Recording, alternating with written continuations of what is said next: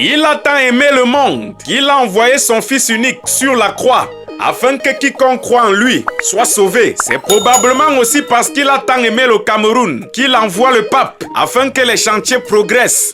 C'est dans une vidéo devenue virale sur les réseaux sociaux qu'on voit un ministre du pays de Ténor aux prises avec des personnes dans un bâtiment public. Le responsable de la communication de cet édifice public, dont la porte centrale a été endommagée par le ministre en présent sur le plateau de Vision 4 dans l'émission Club d'élite, édition du dimanche 21 mars 2026, a taxé cela de profanation de la mémoire du tout premier maire de la ville d'Ongola. Les informations issues de ces vidéos et des sorties presque aussi souvent officielles que possible font état de ce que la communauté urbaine de Yaoundé a lancé un chantier de construction d'un tronçon de route qui traînait à être bouclé.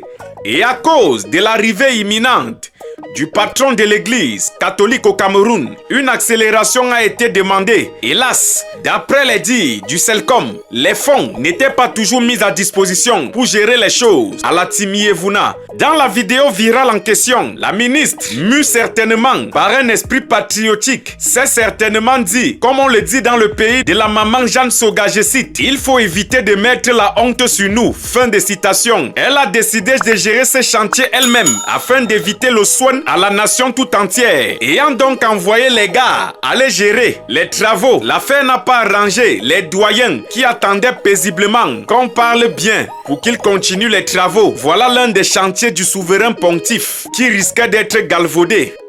En marge de ce chantier physique qui d'ores et déjà a repris son cours, il est des chantiers spirituels. En effet, ces enfants au Cameroun se livrent à tout ce qui est interdit dans la Bible, qui leur a été laissé en héritage par ceux qui ont été inspirés par leur créateur. Au Cameroun, ces grands enfants tuent les petits enfants qui regardent des dessins animés à la télé. Ces enfants tuent leurs femmes en leur tranchant la gorge sur le seuil d'un établissement scolaire. Ces enfants tuent leur mari parce qu'ils ont été soi-disant infidèles, parce qu'ils sont allés vers une autre femme. Ces enfants violentent leurs frères parce qu'ils ne sont pas politiquement d'accord. Ces enfants violent les autres enfants et les tuent par la suite. Ces enfants déterrent les ossements humains pour les revendre sur le marché noir. Ces enfants utilisent sa parole pour ouvrir des microfinances afin de déposséder les pauvres Camerounais de leur bourse pour refermer par la suite. Ces enfants se servent de sa parole pour diviser les familles. Peut-être me répondrez-vous qu'il a lui-même dit dans sa propre parole qu'il n'est pas venu avec la paix et que vous aurez pour ennemis ceux de vos familles, de vos propres maisons. Ces enfants consomment plus d'alcool que d'eau potable au Cameroun. Ces enfants sont plus actifs sur Facebook et TikTok que dans les églises. Ces enfants prennent du plaisir à faire et voir souffrir leurs prochains.